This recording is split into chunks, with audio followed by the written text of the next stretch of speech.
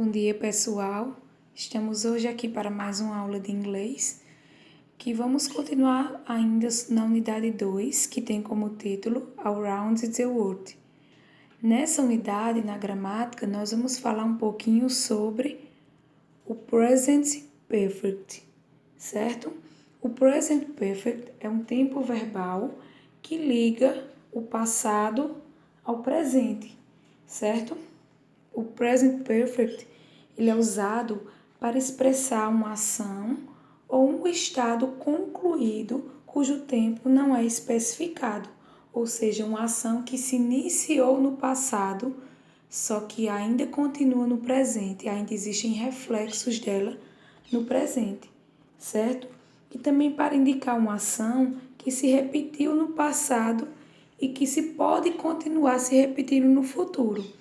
Continua também ainda no presente, certo? A estrutura da frase é a seguinte: ela possui essa estrutura utilizando o verbo to have, certo?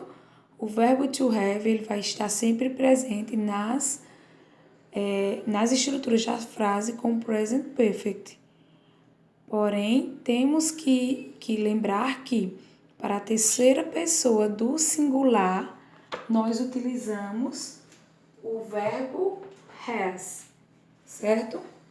Nós utilizamos o verbo has para a terceira pessoa do singular, que é he, she e it, certo?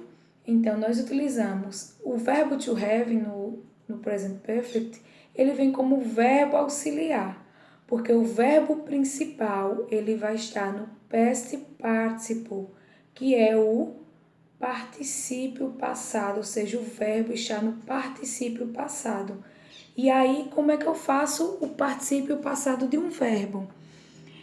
Para verbos regulares, eu acrescento somente o ed, certo? E para verbos irregulares, eu vou lá naquela listinha que sempre está disponível para vocês e olho lá na listinha. Por quê? Porque o verbo, quando ele é o verbo irregular, ele muda totalmente sua palavra. Então, não é necessário decorar verbo irregular. É necessário vocês aprenderem que existem esses dois tipos de verbos no passado e que vocês vão estar estudando essa estrutura de acordo com o verbo, certo? Existem algumas exceções para os verbos regulares. Por exemplo, verbos terminados com y, retiram o y e acrescenta ied, certo? Então, a estrutura para o verbo, para o present perfect é essa seguinte. Quando o pronome não é mais na terceira pessoa, ele é nas demais pessoas, nós utilizamos o verbo have, certo? Quando o pronome for I, you ou they, nós utilizamos o verbo have, ou seja, o verbo vai estar no presente e o particípio passado, certo? O verbo principal, ele vai estar no passado. Nesse exemplo que diz o seguinte: They have lived in João Pessoa since 2001. Então, vocês têm que lembrar que sempre vai estar o verbo to have nessa estrutura da frase, certo? Há algumas palavras, elas são utilizadas nessa estrutura de frase, que é o ever e never. Ever é utilizado nas frases negativas, onde se expressa uma dúvida ou uma interrogação, certo? Ever geralmente é utilizado para frases interrogativas, como, por exemplo, Don't ever talk to me like that, certo? Aqui foi uma exclamação, foi uma dúvida. Já o never tem o mesmo significado que ever, mas é um termo negativo, somente utilizado em frases afirmativas. I never want to see this boy in your bedroom again.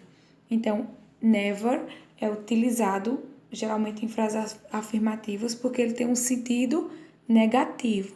Então, se formos levar o pé da letra, never vai significar o nunca, para nós. E ever vai significar o sempre.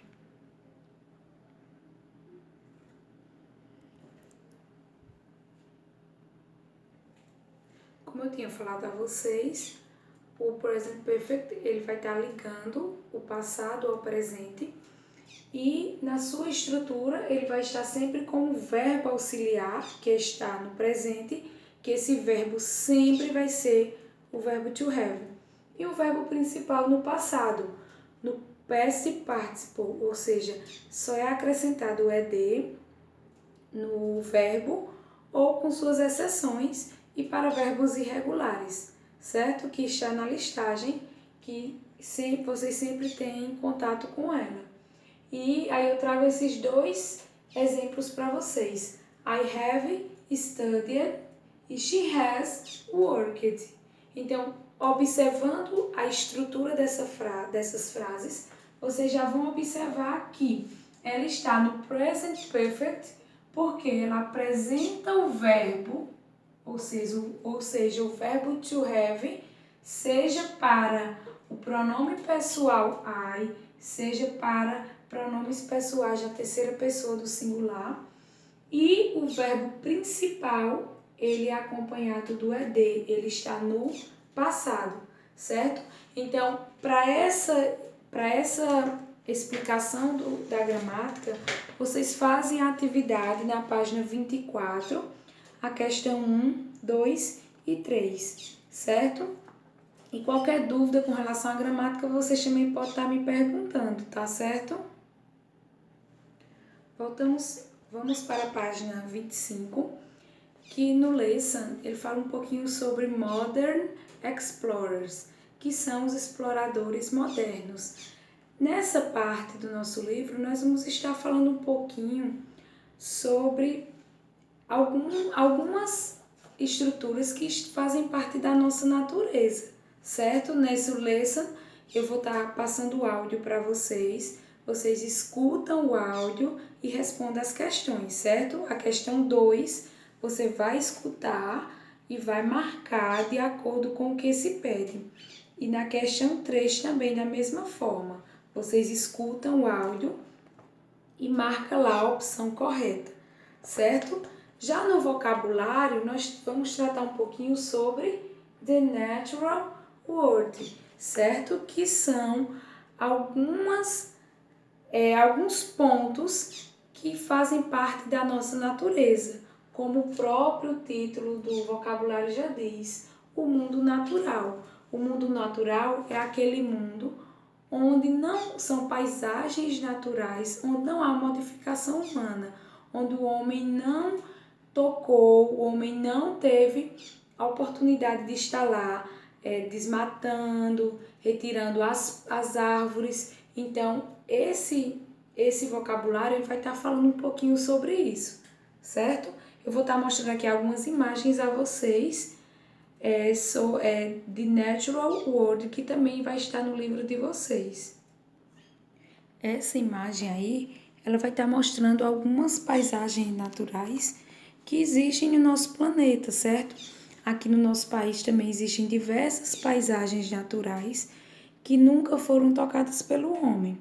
Então aí vai estar oceano, vale, montanhas, cavernas, deserto, bosque. Então essas imagens elas vão estar no livro de vocês, na página 25, e vocês irão caracterizar as palavras que estão no quadro de acordo com a imagem, fazendo a questão 1, 2 e 3, certo? De acordo com essas imagens. Então, a atividade proposta, lá da página 25, agora vamos para a página 26. Nesse momento, eu quero que vocês abram o livro na página 26, no Reading, que tem como título A Young Explorer. Eu vou ler o artigo para vocês escutam e em seguida vocês fazem essa leitura também, certo? Spotlight Interview. Many people's dreams are to travel the world and discover new places and learn about other cultures and their traditions. In this week's exclusive interview, As Polite talks to Suspo young explorer, Vic zero to find out about her experience. So Vic, have you explored all 7 continents? Yes, I have. Obviously, not completely, but I have explored isolated parts of Asia, Australia, Europe, both North and South America and Africa. I've been to Antarctica too. When did you go to the Africa? I traveled there 4 years ago. I went on safari to take pictures of the wildlife. It was very exciting. I stayed at Elephant Sanctuary. Is animal conservation your main interest? Well, I also love exploring ancient monuments and cultures. Have you ever visited pyramids? Yes, I have. I've been to pyramids in Egypt, and I've also visited the pyramids in Mexico. When did you go to the Egypt? I went on experience there last year. It was really fascinating. I loved the local culture. The people were really friendly and the food was great. Well, thank you for telling us about your experience. Então, esse texto, esse artigo, ele fala um pouquinho de um jovem explorador, assim como o título já diz. E vocês podem observar que ele visitou diversos continentes, diversos países, e, de acordo com esse texto, vocês irão responder a questão 2 e 3 da página 26, certo? Então, nossa aula de hoje termina por aqui. Qualquer dúvida que vocês tenham, pode estar me mandando mensagem. Eu espero o retorno dessas atividades através de fotos e espero que vocês possam também estar tirando todas as dúvidas, se tiverem as dúvidas, certo? Um beijo e qualquer coisa pode mandar mensagem, tá?